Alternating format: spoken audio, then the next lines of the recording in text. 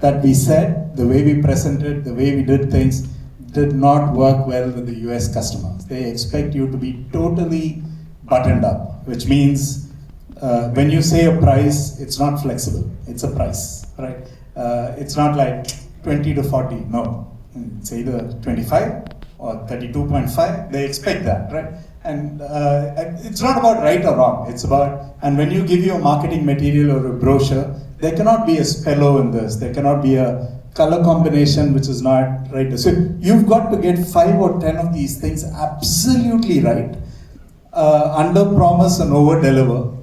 We typically, it's nothing new. It's just that when you go to an international customer, you got to be totally buttoned up. You got to get all of this. This is how you build trust and credibility with them. And it's also important that you somehow become a part of their extended team, because I see Indian entrepreneurs being extremely intelligent. So you can, in the first 2-3 months, we can make 10 faux pas, but because of the credibility you bring or the actual work that you do, people are willing to forgive all of this and get you in. But you need to make sure that you're part of that team and that you connect 2 levels above where you're doing the deal.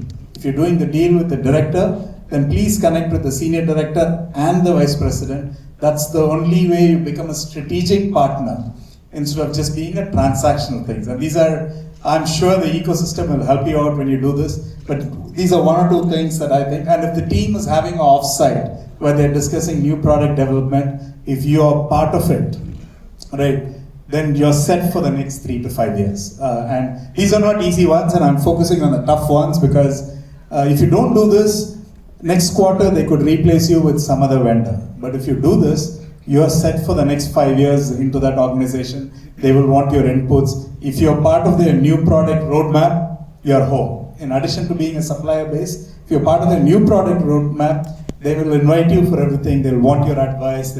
So quickly try to move up the value chain and connect directly, strategically into those systems. And that's how you build credibility in the system there.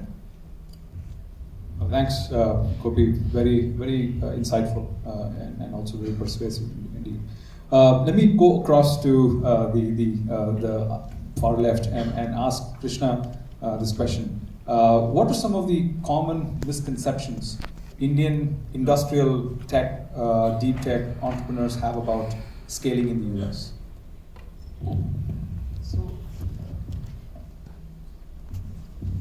So as I'd informed, I'll go with a little bit of anecdotes or personal experiences. There was this one company which was making good products in India. It was in the space of transmission. And it was, if you recall, electrical installations or electrical grids are installed over a period of time. So the equipment have different firmware and different ways in which they function. But when you have to integrate all of them into a smart grid, you need something which can collate everything and bring everything in, on one platform so that managing them is easy. So this was this one company. This particular problem also existed in the US. In fact, the US doesn't have a grid which is as integrated as what we have. In fact, and such non-integration of the grid, especially in California, where I think the Silicon Valley that we are talking about, we had a situation where on a single day about 300 megawatts of power was wasted in one part of it, and there was blackouts in another part. And this particular one company had been able to go there. Now, how did they do that? They just went there, they tried doing a lot of things, and then they acquired a local company out there. And then they wanted to scale up, but then they had another sort of a problem. They were able to do a lot of things here, but then they had some problems about talent. You know, the kind of talent we have in India and the talent we have there are, again, not so homogeneous. You have some kind of a talent which is abundantly available here and some which is not as abundant. So they overcame that, but it took some time.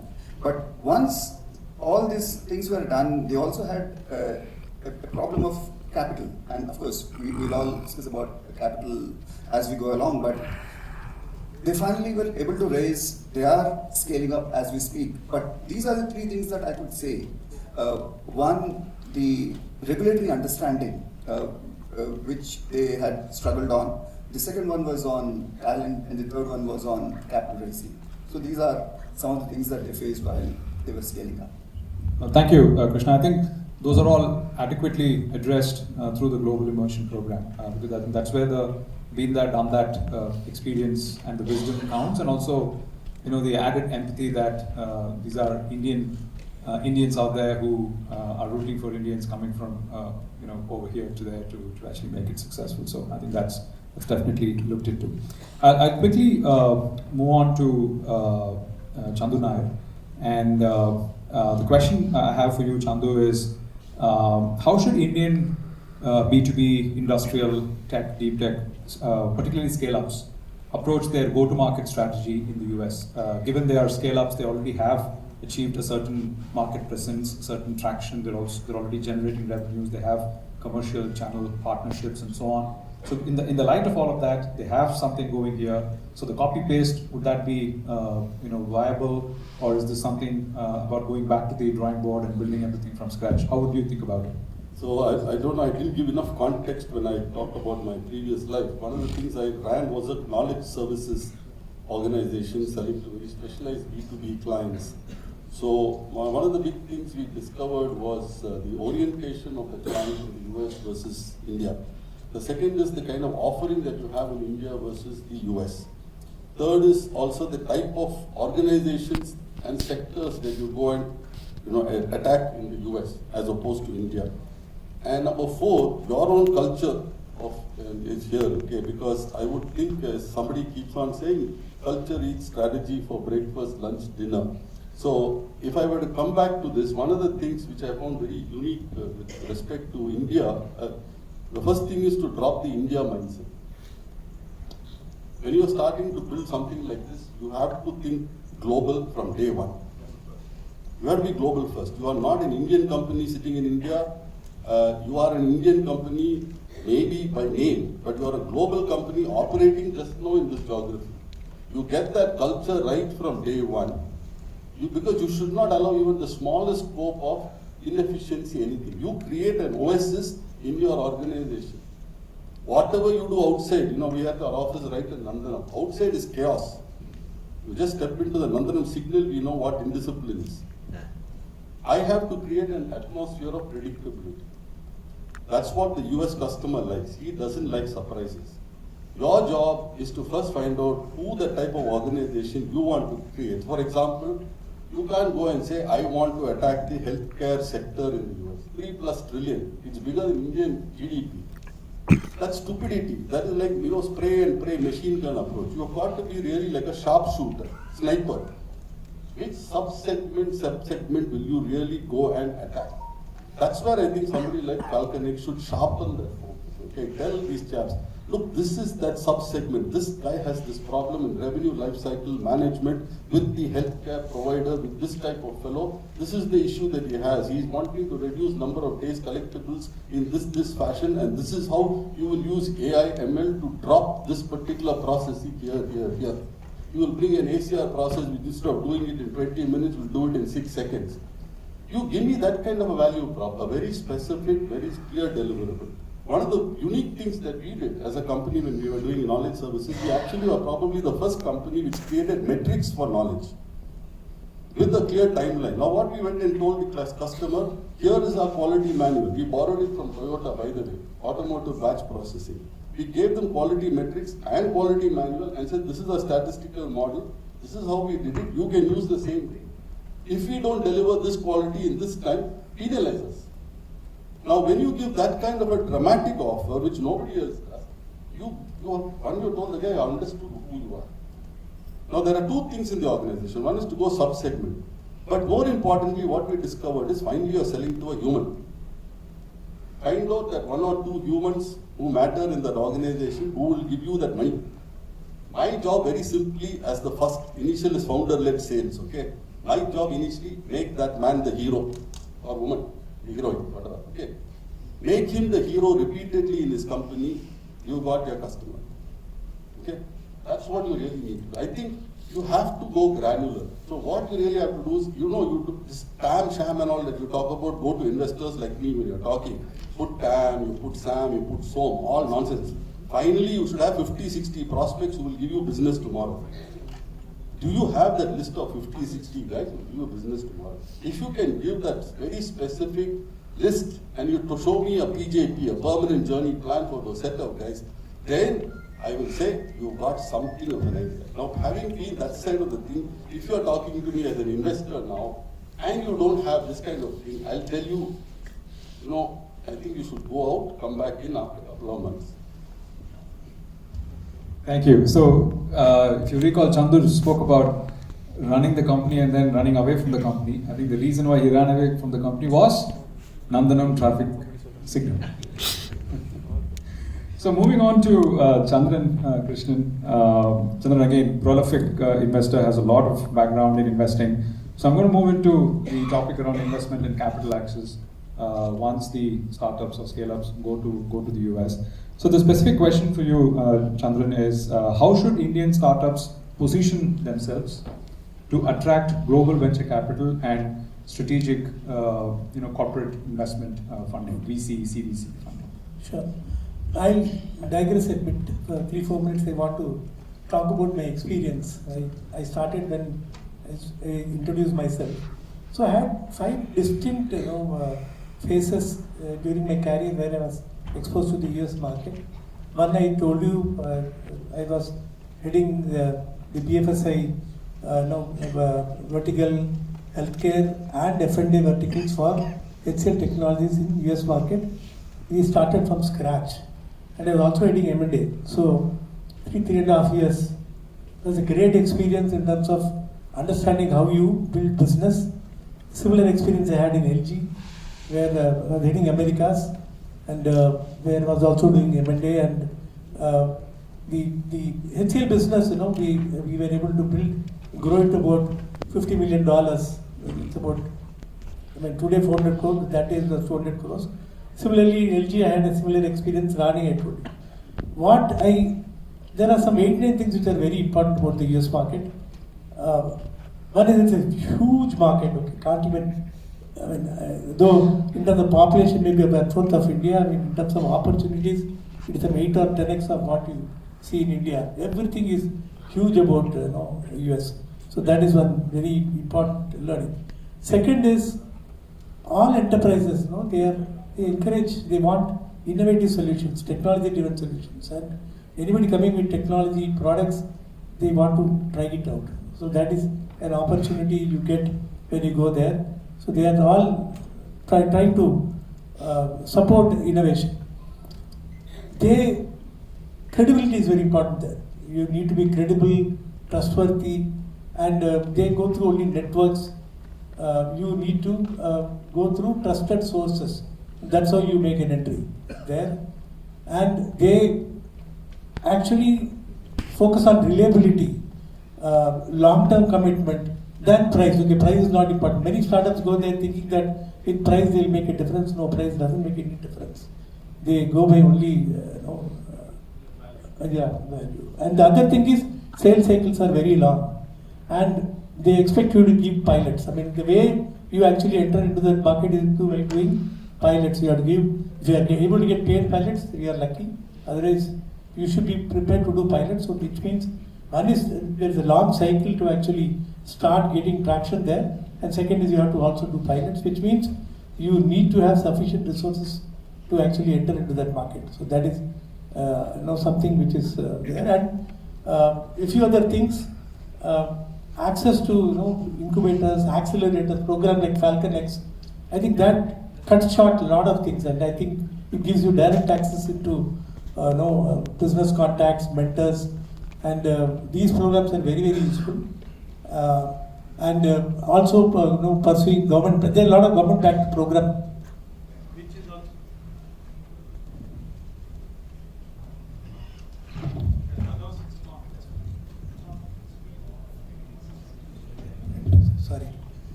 So that is the other thing. So there are some distinct things which are very important. So now coming specifically to the investment part which you are talking about.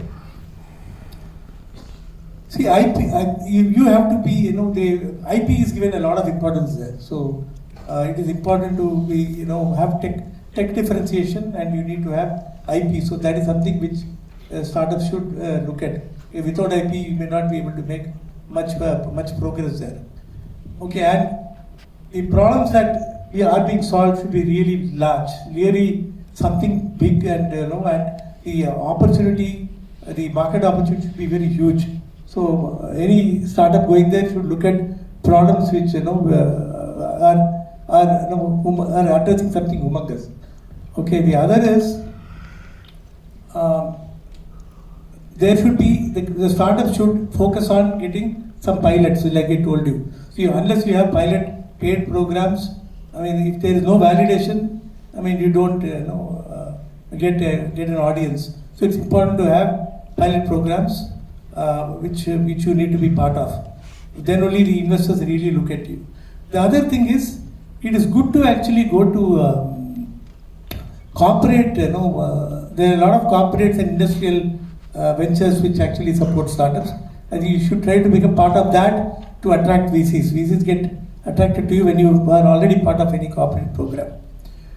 Then, in terms of the milestones, I think it is important to have a clear plan where year on year what is the kind of milestones you are going to achieve and what you are going to raise. It's not that you are trying to capitalize everything on day one. So you need to have a phased program, which the plan should be very clear plan, which you should be able to show. And apart from that, founders, I think founders have to be founders should be from the domain, and founders should also have US market understanding. So it's important to ensure that you have founders who are capable of doing that. So these are some of the things which are important to. No, very good, Chandran. Thank you. Kept it very broad. But one particular aspect which I would invite all of the panelists to maybe respond after we've done with this one round is how much does the investment track record that you have while being based in India, how much of your current investment track record, how much of significance or role it plays when you go to raise overseas capital, right? So would that work in your favor? Would that be given a deep discount?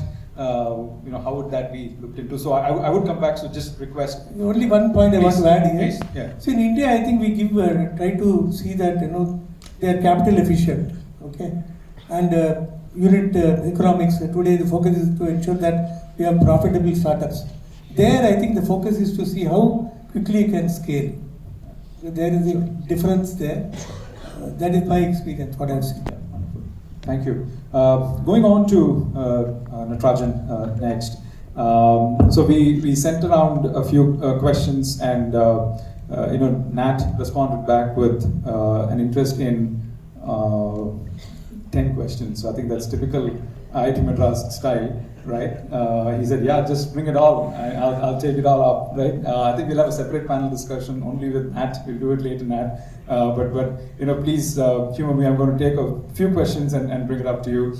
Particularly around operational challenges and solutions, because you also, if I recall in our quick call that we had, you did mention about this. So what are some of the biggest operational challenges when expanding into the US markets, US sectors? Of course, we did hear from Chandu and Gopi and Chandran about the credibility, and Krishna spoke about how you have misconceptions about the whole thing. But if you can take on more in terms of, let's say, just the hard grind, everyday execution, talent, people, what works here, not so much the culture, but the strategy part of it, the operational models part of it, the financial models that go along here. Because we're really talking in the context of scale-ups that are already fairly further along the way, going overseas. So like that very specific context, if you can shed some light on operational challenges.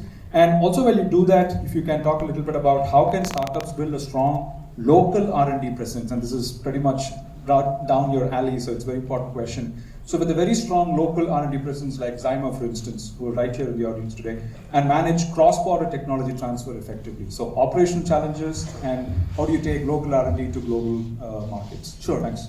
Yeah, no, I was eager when looking at the list of questions. I think these are all things that we live every day. I thought I want to take a stab at everything, but I think they're all significant overlap in the questions as well. I think I echo everything that my esteemed panelists talked about. I think going to a new market, or even forget US, even within India, right? You have different customer segments. You don't take one product and push it down across all customer segments. It starts with that mindset and mentality. And I remember the times when I went from US to Canada to take a financial product, right? And US thinks of Canada as the 51st state.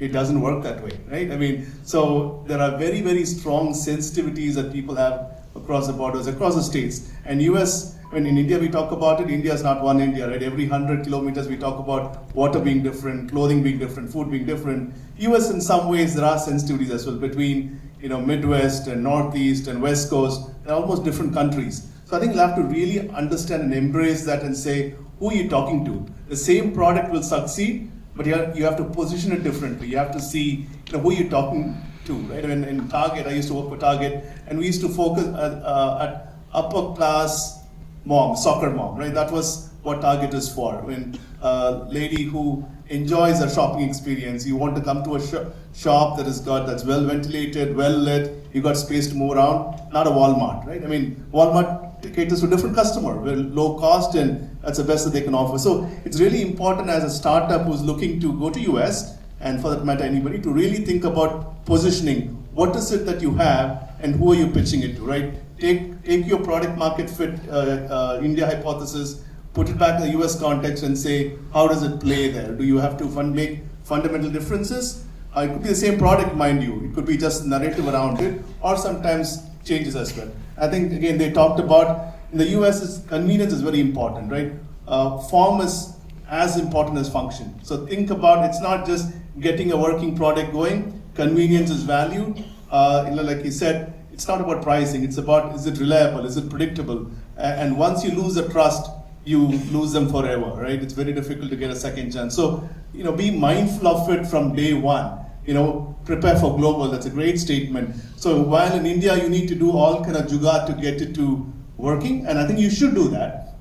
It's not like you have to overinvest with everything being perfect to work here, but you always have to know, if I'm scaling up and going to a different market, what is the best way to scale, right? You can't go with jugaad when you scale up. You need to have predictable methodology, frameworks, all that working. So you have to have a view towards what the scaling up looks like and be able to demonstrate that to the US customers. The biggest thing that we have when we set up GCCs is, we initially talked about cost arbitrage. Why do you come to India or Mexico? 1/5 of the cost or 1/10 of the cost. But I think when over the period of time, you figure out the quality is not the same. What could be done by 2-3 people there, you require 14 people here. Because we don't have access to the markets, and you don't have the context. You're sitting far away, trying to guess what the consumer wants there, right? So as you set up a center there, you'll need to really invest in understanding the customer context.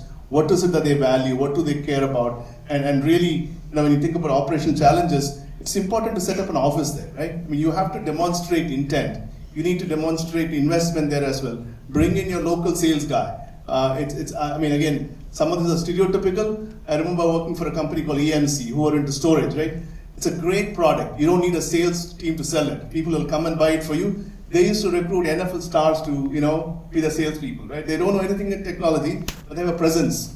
Because the product will sell itself. You just need a personality to take it to the market. So you really have to understand what sells then, who you're selling it to, right? When you can talk their language, you can associate it with emotions, it sells. So you have to bring in a local sales force to connect with the customer, and that becomes easy, right? The third thing is operational challenges. Every state has different regulations. California on the one hand has extreme regulations in terms of what they let you do there, right? From emissions onwards to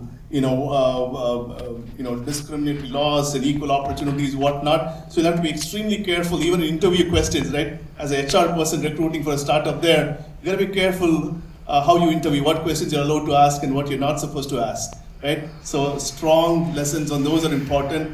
And the legal enforcement is humongous there, right? You can't get away. You'll have to be very careful about your policies, your rules, and they're very enforceable. So you'll have to be very careful about some of these things, including IP and infringement and so on. We sometimes get away a bit too easy in India, right? So that, again, a huge operational challenge. Be clear about which province you operate in, tax structures are very different, whether you're in Delaware or Wyoming, right? Some of them are very easy to set up, they provide legal provisions. Some of them are very easy on taxes when you're in Florida or Texas. So I think there are lots of things that you would go through to make the decision on where you would set up your office and how you're going about setting up office infrastructure and people practices and so on. I could go on. I mean, there's so many things around, pricing and positioning and so on and so forth. But I'll stop there for the first. But Nat, if you can sort of speak about the second question, which is related to. Yeah. So the question is strong local R&D presence, Sure. while managing cross-border technology transfer. If you can shed some light. Absolutely. I think even without the cross-border, I think I encourage our companies. In fact, one of the big focus areas for me is to bring in more MSMEs to IIT Madras Research Park, right? We have a very meager spend on R&D when you look at India, right? Sub 0.5% is what we spend on R&D, and that is a Achilles heel for us. The reason we're not a product nation, why we don't invent or innovate as much as in Israel or other countries, we just don't invest enough in it, right? We are doing other things in terms of minor innovation. So huge focus on R&D, and I think particularly deep tech space is ripe with possibilities to do such things, right? We need to crack the hard problems, the science and engineering problems, to bring about significant structural change in how we think about product and how that could scale. I know there was a question about product versus service. We'll take that for another day. But these are things that will give you recurring revenues, right? If you get a product right, the licensing that you get out of it, the bundling that you could do with that, and so on. So it's very important the young entrepreneurs of today seriously think about what changes are you making, how are you inculcating that in your product, both for India and for abroad. And the R&D expertise that you build into your product is your passport to US or European markets, right? I mean, the Indian talent is very well known, right? We've clearly established ourselves. There are significantly towering leaders of global companies who are of Indian descent, right? Indian education and so on. So we have the talent. I think the rest of the ecosystem is catching up to the talent in terms of, be it the resource pool around it, the infrastructure, the lab, and the boldness with which to dream about things and go to market and go for US and places like Falcon X programs and so on. So I think the fact that you're coming with credentials in R&D is an important focus. You've done your things right, you tested your product, you validated it, there is significant science behind it, and you engineered it for India, which means India is a very diverse market. And if you've done it here, there's a very good chance you'll work elsewhere as well, right? So I think that's the language that we're increasingly talking about. So demonstrating strong R&D, a few patents on your belt, if that's relevant for you, adds to your credibility for sure, because they know about the Indian system, Indian engineers, and when you go to the US market with these kind of credentials, you just have an easier time to build a credible story. Wonderful, thank you. It feels like the panelists are just warming up, but we have to wrap up. It's already time. But if I can just sum it up, Murali, I'll just put it in very simple terms. I think what I've managed to do is to bring a whole host of challenges and problems with Indian startups and scale-ups going to the US, and I have a simple answer for that: Falcon X GLP. So I think the sales pitch is done. So with that, I'll have to only left to thank the panelists for their time. I think I'm delighted and privileged to be in the company of probably 150 person years of collective experience in running companies, running away from companies, running away from countries, taking businesses global, investing in companies locally, globally. I think there is a tremendous powerhouse